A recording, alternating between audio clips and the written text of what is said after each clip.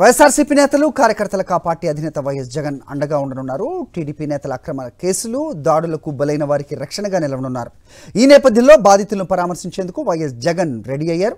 ఈ క్రమంలో ఇవాళ నెల్లూరు జిల్లా జైల్లో మాజీ ఎమ్మెల్యే పిన్నెల్లిని పరామర్శించనున్నారు. రానున్న రోజుల్లో మిగతా బాధితులను కూడా వైఎస్ జగన్ కలవనున్నారు.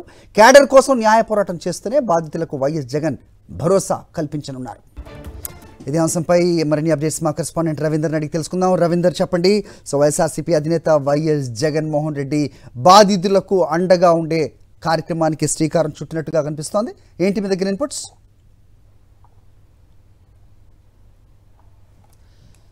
అరే మరికొద్దిసేపట్లోనే వైఎస్ జగన్మోహన్ రెడ్డి తాడేపల్లిలోనే బయలుదేరి నెల్లూరు వెళ్ళబోతున్నారు. తెలుగుదేశం ప్రభుత్వం వచ్చిన తర్వాత వైఎస్ఆర్ కాంగ్రెస్ పార్టీ కార్యకర్తలు నాయకులను టార్గెట్ చేసుకుని వారి మీద దాడులు చేయడంతో పాటు హింసాత్మక చర్యలకు దిగుతున్న నేపథ్యం ఒకవైపు అయితే, మరోవైపు అక్రమంగా కేసులు నమోదు చేసి వారిని జైలుకు కూడా తరలిస్తున్న పరిస్థితులు.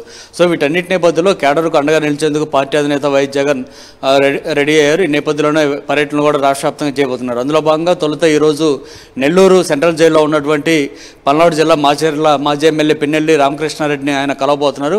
పిన్నెల్లి రామకృష్ణారెడ్డి మీద గతంలో అనేక దారుణమైన కేసులను చంద్రబాబు ప్రభుత్వం పెట్టింది.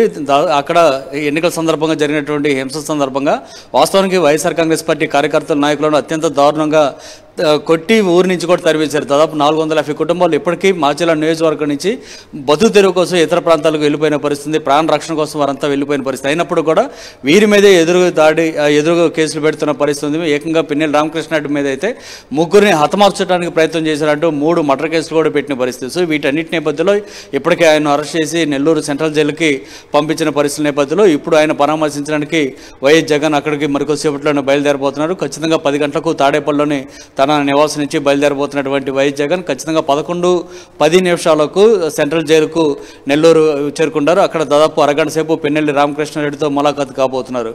అనంతరం కూడా పెద్ద ఎత్తున రాష్ట్ర వ్యాప్తంగా ఇప్పటికే తెలుగుదేశం పార్టీ ప్రభుత్వం వచ్చిన తర్వాత దాడులకు గురైనటువంటి బాధితులు ఎవరైతే ఉన్నారో వారందరం కూడా జగన్ త్వరలోనే కలవబోతున్నారు. ఈ మేరకు ఇప్పటికే ఒక ప్రకటన కూడా చేశారు. ఇప్పటికే నియోజకవర్గాలకు సంబంధించినటువంటి ఎమ్మెల్యేలు కానీ నియోజకవర్గాల పార్టీ సమన్వయకర్తలు ఎవరైతే ఉన్నారో వారందరూ కూడా ఒక సమాచారం అందించారు. అక్కడ బాధితులు ఎవరైతే ఉన్నారో వారి తాలూకు పూర్తి లిస్ట్ ఒకటి ప్రిపేర్ చేయండి, అనంతరం రూట్ మ్యాప్ కూడా సిద్ధం చేస్తే తను పర్యటనకు రెడీ అవుతున్నట్టు కూడా గతంలోనే చెప్పే నేపథ్యంలో అదంతా కూడా త్వరలోనే జగన్ తన యాత్రను ప్రారంభించబోతున్నారు. అందులో భాగంగా ఈరోజు పిన్నెల్లి రామకృష్ణారెడ్డిని అయితే కలబోతున్నారు. మనం గడిచిన కొద్ది రోజులుగా పార్టీ సెంట్రల్ కార్యాలయాన్ని ధ్వంసం చేసిన దగ్గర నుంచి అనేక పెద్ద ఎత్తున విధ్వంసకాన్ని తెలుగుదేశం ప్రభుత్వం చేస్తున్న నేపథ్యంలో బాధితులకు ఒకవైపు అండగా నిలుస్తూనే న్యాయ పోరాటం కూడా చేసేందుకు వైఎస్ జగన్ ముందుకు వచ్చిన పరిస్థితి. Hari. All right Ravinder, thanks for the inputs.